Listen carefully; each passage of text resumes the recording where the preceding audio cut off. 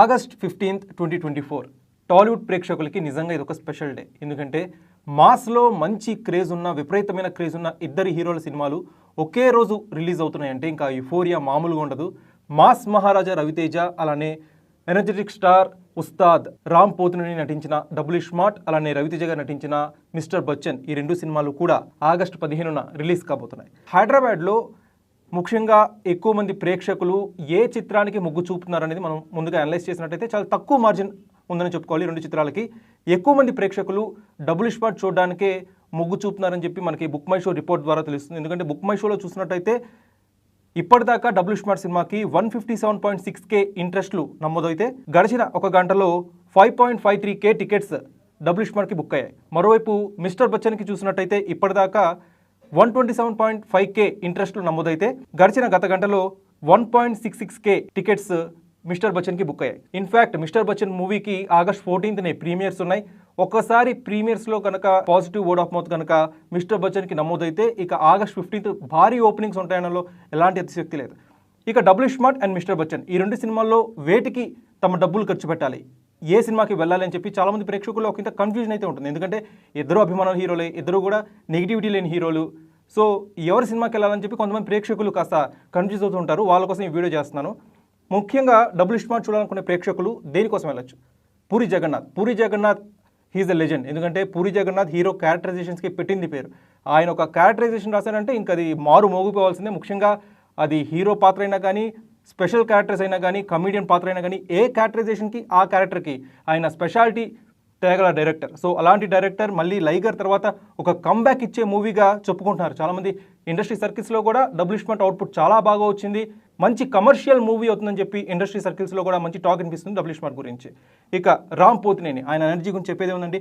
ఇస్మార్ట్ శంకర్లో ఆయన క్యారెక్టరైజేషన్ 100% న్యాయం చేశారు.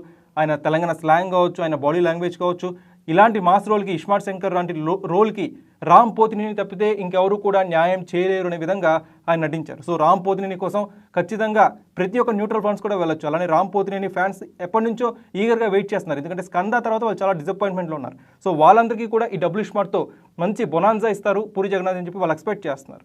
ఇక ఈ మూవీలో ఆలీ గారి క్యారెక్టరైజేషన్ అంటే ఆలీ గారు ఈ మూవీలో ఒక మంకీ మ్యాన్గా గోలీ అనే క్యారెక్టర్లో నటిస్తున్నారు. మనకు తెలుసు పూరి జగన్నాథ్ అండ్ ఆలీ వీళ్ళ కాంబినేషన్లో కామెడీ పాత్రలు చాలా బాగా పండాయి. ముఖ్యంగా దేశం ముదురులో ఆలీ క్యారెక్టర్కి మంచి ఫ్యాన్స్ ఉన్నారు. అలానే అమ్మా నాన్న తమిళమ్మాయి, పోకిరి ఇలాంటి సినిమాల్లో, ఈడియట్ ఇలాంటి సినిమాల్లో ఆలీ గారి క్యారెక్టర్కి చాలామంది ఫ్యాన్స్ ఉన్నారు. సో అలాంటి స్పెషల్ క్యారెక్టర్ మళ్ళీ ఆలీ గారికి పూరి జగన్నాథ్ డిజైన్ చేశారు. సో ఈ క్యారెక్టర్ 15 ఏళ్ల క్రితమే పూరి జగన్నాథ్ రాసుకున్నారు. సో ఈ 15 ఏళ్ల క్రితం పూరి జగన్నాథ్ వింటేజ్ పూరి రాసుకున్న ఒక క్యారెక్టర్ని మళ్ళీ ఈ సినిమాలో ఆలీ గారి పాత్రలో ఎస్టాబ్లిష్ చేశారు పూరి జగన్నాథ్. సో ఈ క్యారెక్టర్పై కూడా చాలామంది చాలా ఎక్స్పెక్టేషన్స్ పెట్టుకున్నారు. ఇక మణి శర్మ గారి మ్యూజిక్ గురించి చెప్పేదే ఉంది.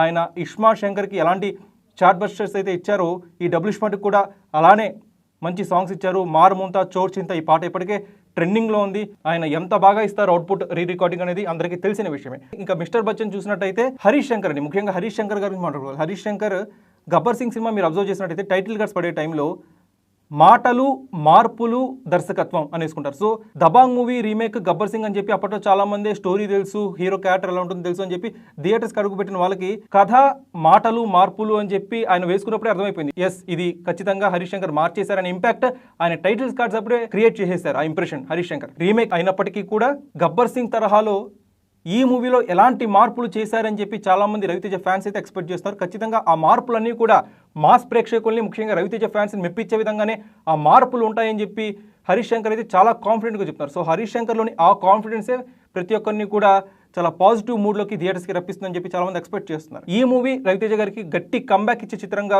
నిలుస్తుందని చెప్పి చాలామంది ఫీల్ అవుతారు. కమర్షియల్ మూవీసే రవితేజ మార్కెట్కి తగిన విధంగా ఉంటాయి.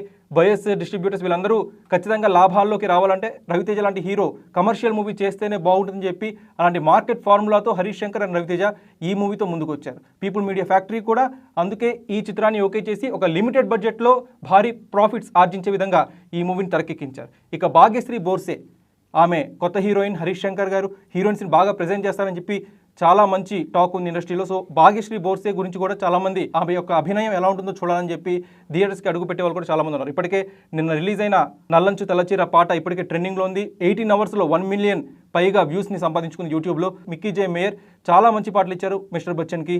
ఇక ప్రీమియర్స్ ఆగస్ట్ 14నే పడబోతున్నాయి కాబట్టి హనుమాన్ లాంటి చిత్రాలు కూడా వాళ్ళ యొక్క అవుట్పుట్ నమ్ముకొని ఒకరోజు ముందుగానే ప్రీమియర్స్ చేశారు. సో ఎవరైనా చిత్ర యూనిట్ ప్రీమియర్స్ చేస్తున్నారంటే దానికి కారణం ఒకటి ఖచ్చితంగా సినిమా అవుట్పుట్ పట్ల వాళ్ళు కాన్ఫిడెంట్గా ఉంటేనే ప్రీమియర్స్కి వెళ్తారు. సో ఈ మిస్టర్ బచ్చన్ మూవీ ప్రీమియర్స్ వేస్తున్నారంటే ఇంకా అర్థం చేసుకోవచ్చు యూనిట్ ఈ చిత్రంపై ఎంత కాన్ఫిడెన్స్గా ఉందో. సో ఇవన్నీ కూడా ఎవరైతే మిస్టర్ బచ్చన్ చూడాలా లేకపోతే డబుల్ ఇస్మార్ట్ చూడాలా అనే కన్ఫ్యూషన్లో ఉన్నారో ఈ యొక్క ఎక్స్ప్లెనేషన్ మీకు ఖచ్చితంగా కాస్త క్లారిటీ ఇచ్చిందని నేను అనుకుంటున్నాను.